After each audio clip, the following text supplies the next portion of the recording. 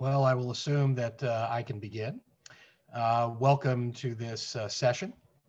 Thank you for being here today. My name is Dave Levine, and I am a professor at Elon University School of Law, as well as an affiliate scholar at the Center for Internet Society at Stanford Law School. I also host a radio show on Stanford Radio called Hearsay Culture that focuses on intellectual property and technology law issues. I'm delighted to join you today, and my apologies for any of you that appeared yesterday. I did not have the information, which was my problem on my email end, to know that it was going. So I appreciate those of you who were here yesterday showing up today. Um, Today, I'm going to focus on what I consider to be an extremely understudied but extremely important issue involving our current challenges facing the 19 pandemic, and that is the use of trade secrecy by pharmaceutical entities and others in the battle to create vaccines, diagnostics, and treatments.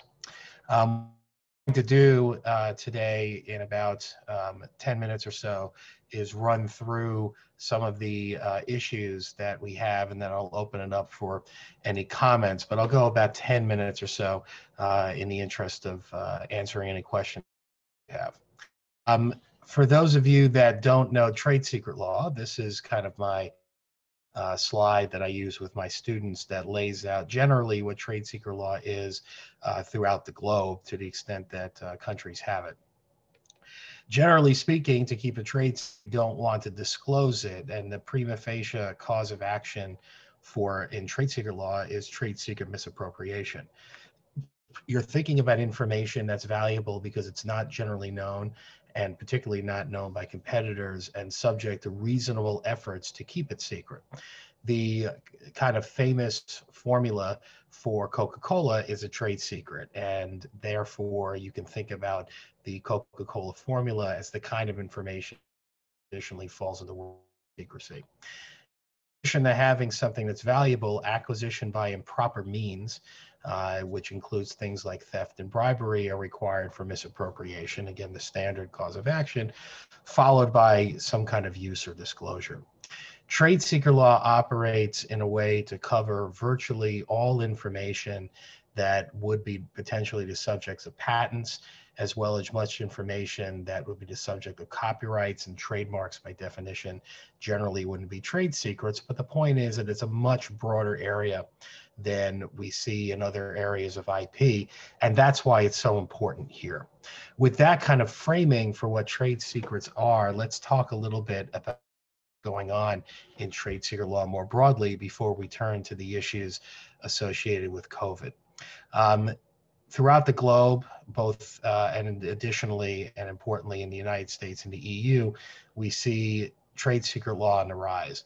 The Defend Trade Secrets Act in the United States, which was passed a few years ago, creates a private federal cause of action for trade secret misappropriation for the first time.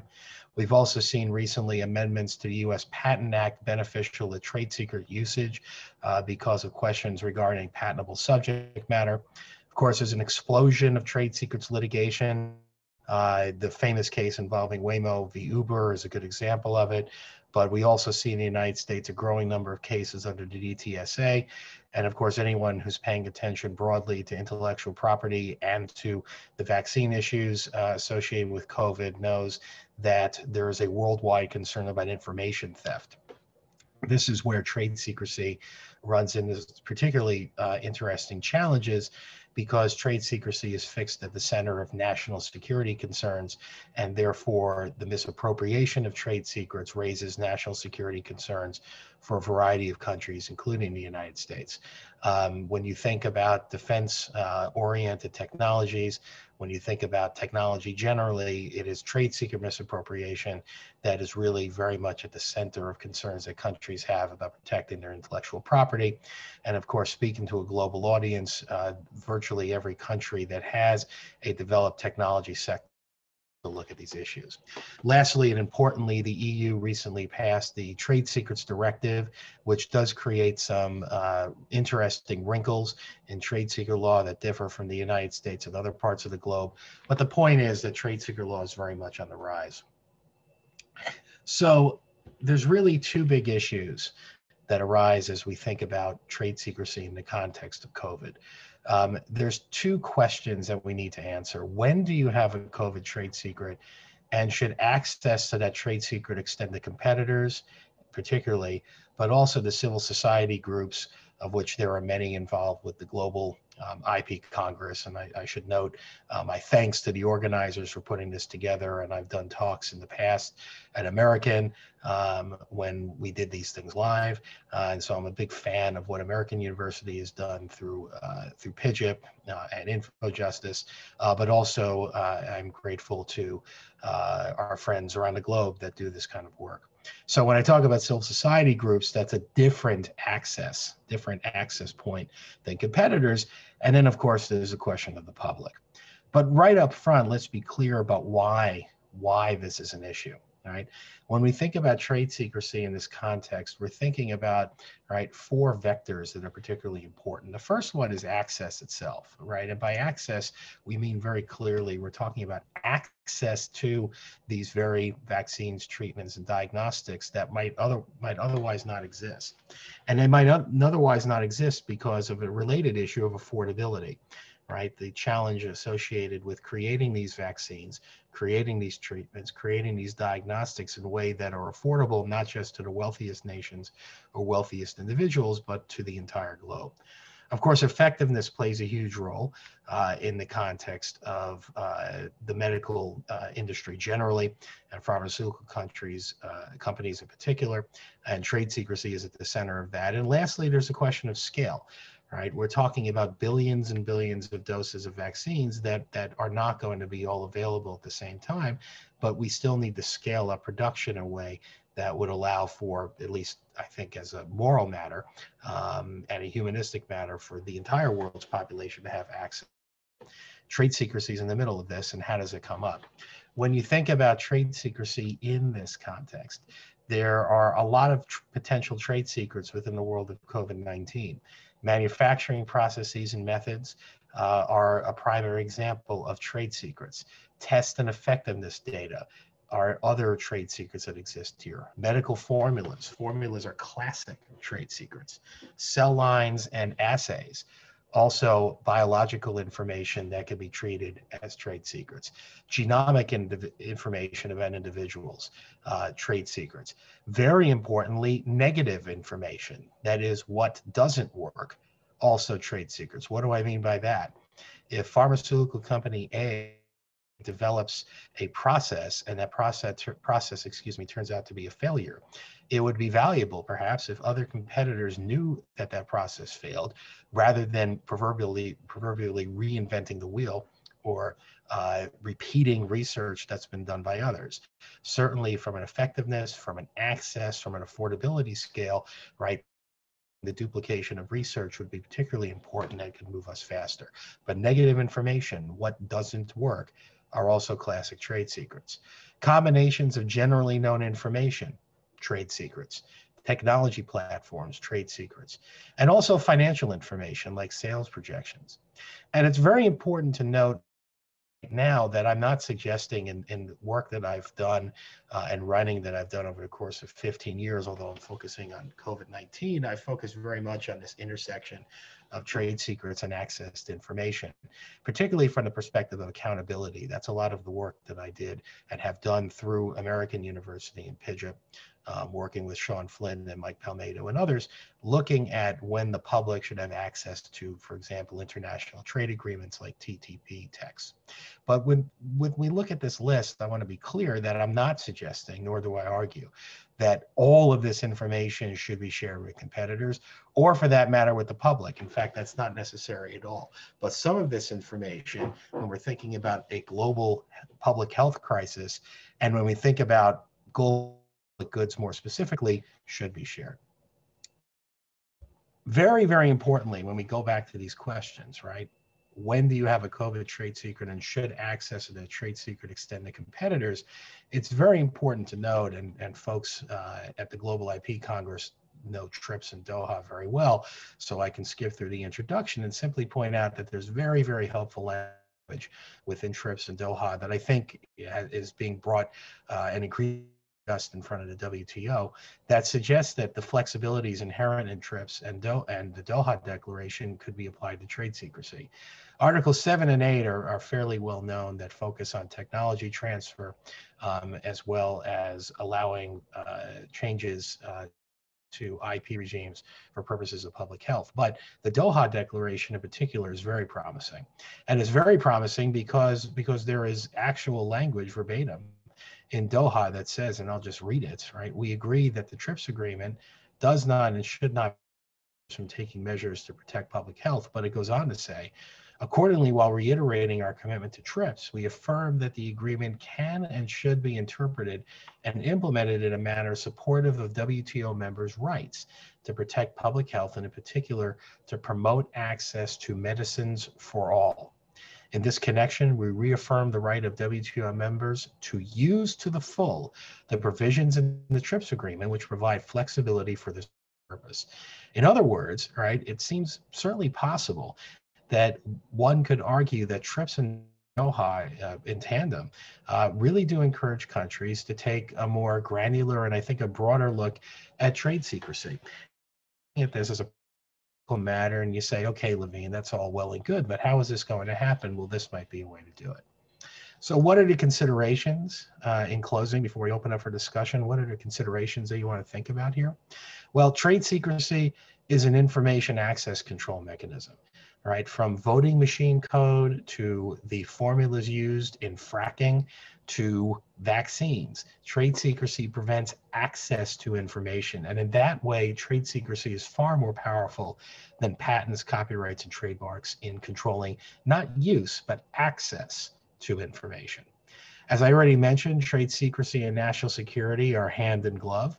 And so unfortunately, in my view, particularly in the case of a global health crisis, national security can interfere with what otherwise might be viewed as positive information sharing. But also trade secrecy is granular. And by that, we're talking about the fact that trade secrecy is used by industries in different ways. In some industries, trade secrecy really doesn't create much in the way of any incentives.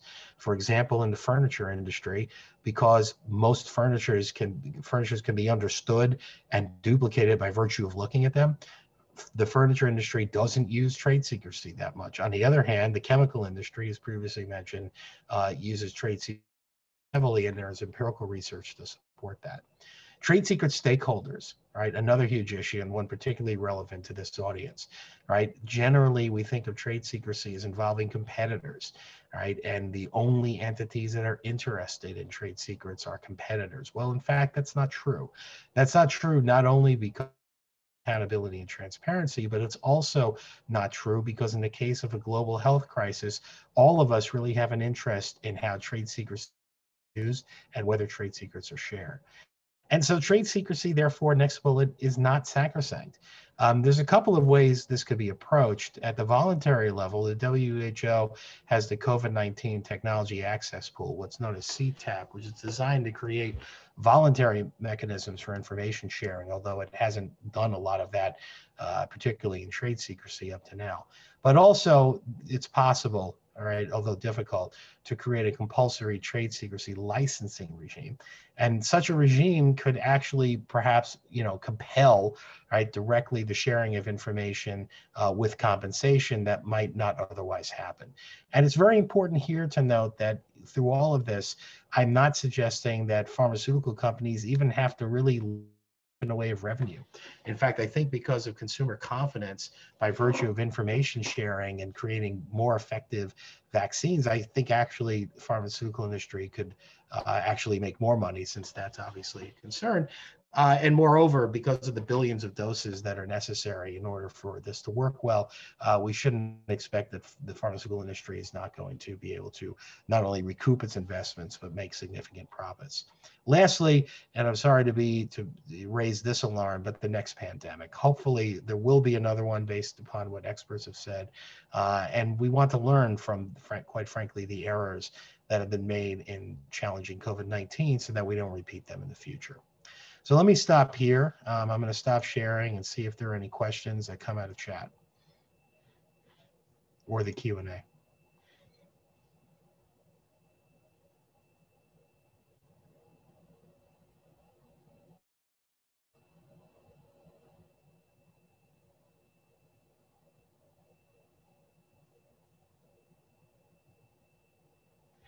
And if you do have any questions, you can go into the Q&A area, or yes, you can also simply speak and feel free to jump in.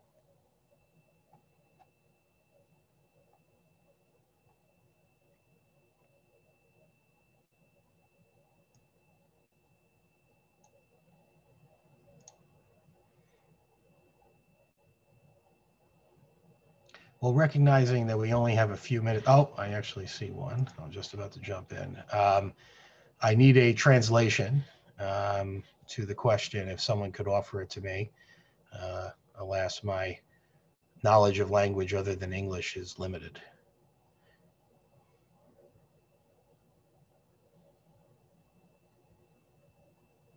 There's a question from Claudia Palaise.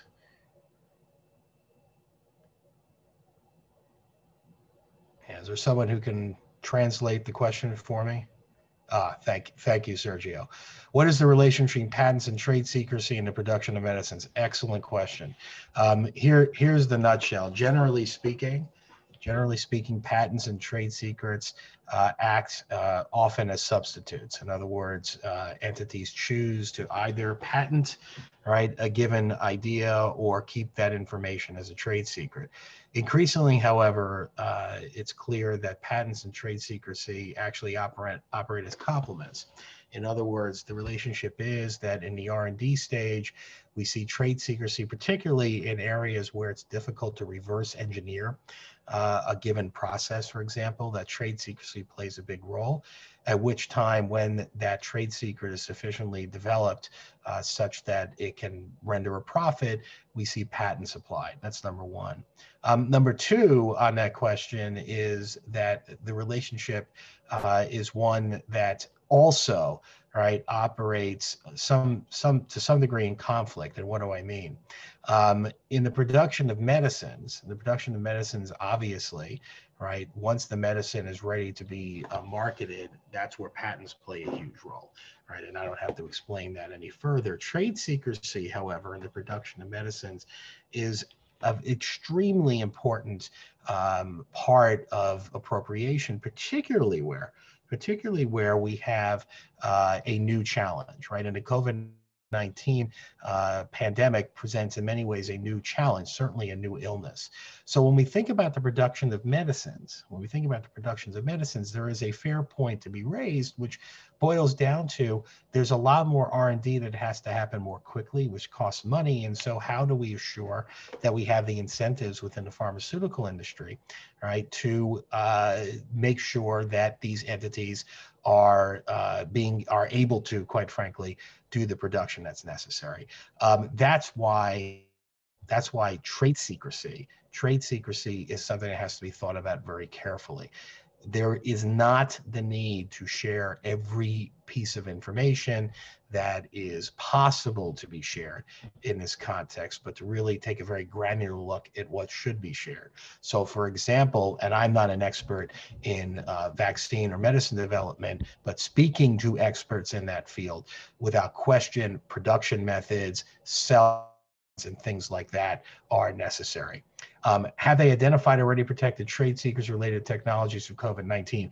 Yes. I mean, thank you for that question, Monica.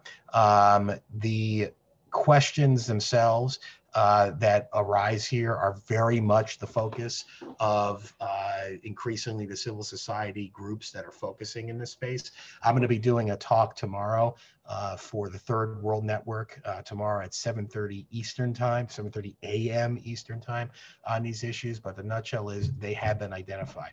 The real challenge, of course, is getting the work done to encourage the pharmaceutical industry to actually solve these problems.